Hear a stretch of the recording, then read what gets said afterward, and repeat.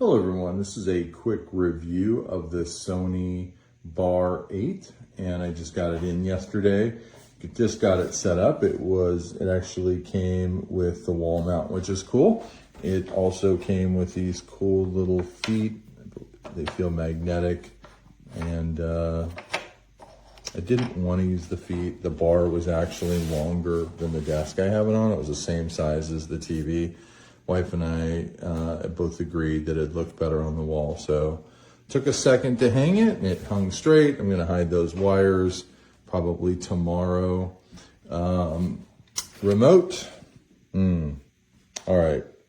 Definitely area for improvement here. I'm not going to mark them down on it. It is what it is.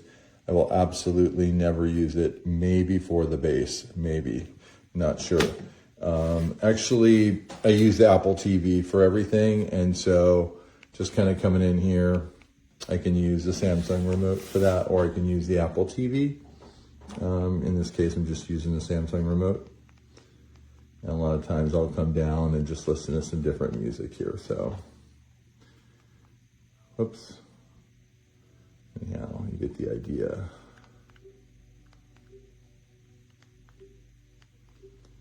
Seems to work. Everything seems to work. The sound is phenomenal.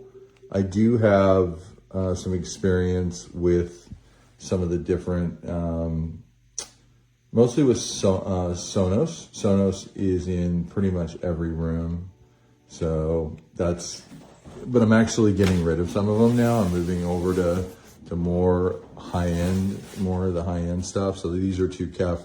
These are the LS50 wireless 2s that I use. I'm putting LS60s in downstairs. I'm switching this over right now. This is a Bar 9, and I'm just now kind of getting into it, pulling all the wires out and rehanging the TV, and it's like a mess in here, but I did get this up for that one. Oh my gosh, this room absolutely is insane. In our master bedroom, we have the Arc. We got a sub over there. We have a sub over there, 300. So this room is really where we watch a lot of our movies, actually in bed, which is kind of odd. That's more of a new thing. This thing really pumps out the volume. Very surprising. It's an absolute upgrade over, again, I've been living with the Sonos Arc now for many years. I have 3 of them in the house. Downstairs, I think I have a Beam 2. And so, let me show you.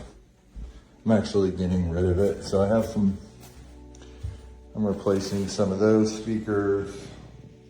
What do I got 2 of the 100. There's the Beam 2, a couple 5s, a little lamp that makes some sound. 2 subs, which I haven't added to this group yet, and another Arc. So trying to get rid of my Sonos stuff and replacing it with the Sony is definitely an upgrade.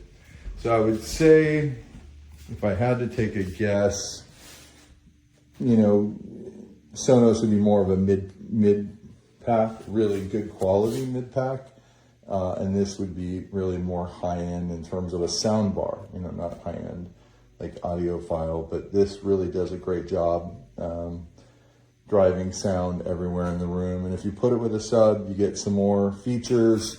If you put it with some rear speakers, you get even more. I did have some issues. I'll talk about them just real quick. I had some issues with the Apple TV. Now the Apple TV, when I was putting it together, I did not like the remote. So the remote being in the same room was causing a problem. And so I actually had to take the remote for the Apple TV into another room, and everything started working. Basically what it was doing was it was making the volume move up and down on its own, both up and down. It would either take it to 100 or it would take it down to 0, and I couldn't get it fixed. I got on the phone with support. Sony said it's a known issue. So if you are working with an Apple TV, you might run into an issue with the volume moving up and down on its own. And Anyhow, long story short, the TV actually does come with a HDMI in. And so what I did is I ran the HDMI in from the Apple TV directly into the soundbar. And I was able to kind of get around some of the other issues I was having. I had to do the same thing with the Bar 9 in the other room.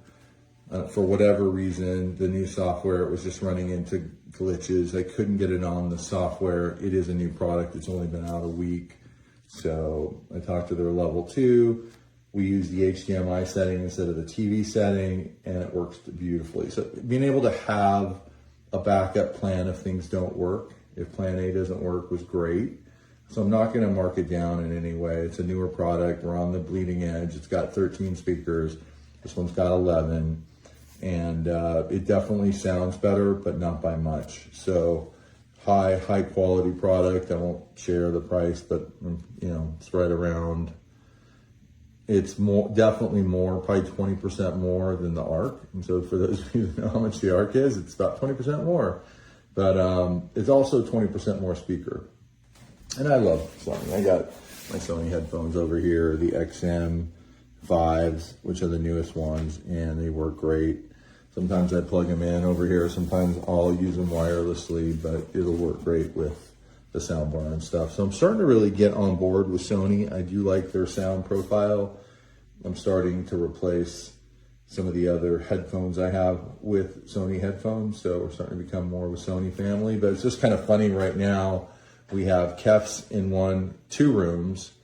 We have Sony set up in 2 rooms. And the rest of the house is Sonos. So we're able to really A, B, C each one of these speakers. And what I gotta say is the Sonos I always thought was one of the best, but Sony has me really rethinking that right now, and they just do a great job. So I am on board. I'm a customer. I have some rear speakers coming that should be here later today, tomorrow. And I'll wait to do the review with the Bar 9 here later, since I got both at the same time. All right, hope that helps. The soundbar sounds great. It looks great. Thin profile, easy setup. The app is awesome with the spatial mapping. I just wish it came with the rear speakers and the subwoofer, but I will be buying those soon.